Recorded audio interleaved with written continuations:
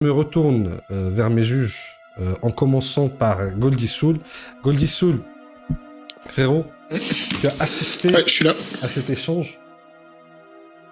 Donc je voudrais que tu nous donnes ton avis, toi, sur l'échange et dis-nous pour toi qui a été le plus convaincant, de manière factuelle. Ah, pour moi, le plus convaincant, et ça m'a l'air assez clair, celui qui a su bien dérouler son speech et qui a su faire aussi des démonstrations, même si je trouve qu'il manque, parce que j'ai pris un peu de notes, il manque peut-être des éléments de chapitre.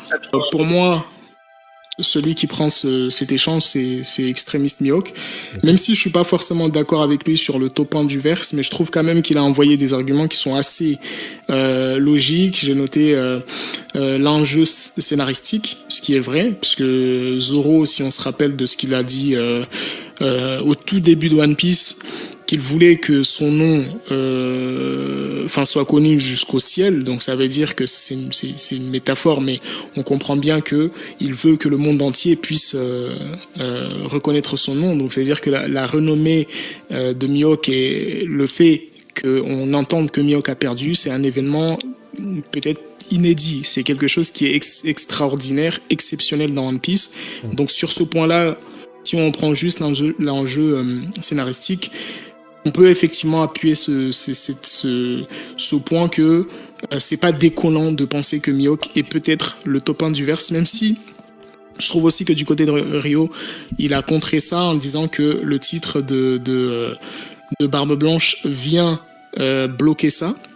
Et d'ailleurs, je pense qu'à Marineford, on a eu aussi un point qui démontre clairement que Mihawk n'était pas plus fort que Barbe Blanche parce qu'il a voulu mesurer la distance, pas la distance qui les séparait comme certains le disent, mais le niveau qui les séparait entre les deux. Voilà, c'est ça. Donc déjà, si on prend juste Marineford, Mihawk clairement n'a pas la puissance destructrice de Barbe Blanche, en tout cas c'est mon avis. Mais je trouve aussi que l'argument envoyé par Extrémiste est assez intéressant quand il a dit que on est le plus fort tant qu'on ne perd pas, et effectivement ça se tient, et je pense qu'on ne peut pas contredire ça, c'est vrai.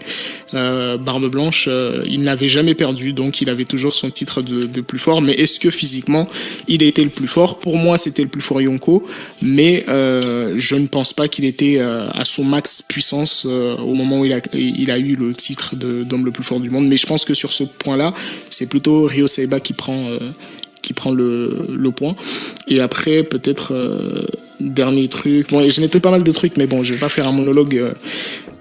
Mais du coup, je vais conclure là-dessus, sur le fait que je donne le point quand même à Extrémiste, parce qu'il a mieux argumenté, mieux exposé sa pensée, même si Rio a eu de très bons arguments en face pour le contrer, mais je trouve qu'il n'a pas assez appuyé, n'a pas assez fait des démonstrations, même s'il avait très bien commencé en citant le chapitre 1058. Mais je pense que c'est ça qui a pêché. Mais bon, moi, je vais toujours du côté de celui qui convainc, donc Extrémiste pour moi.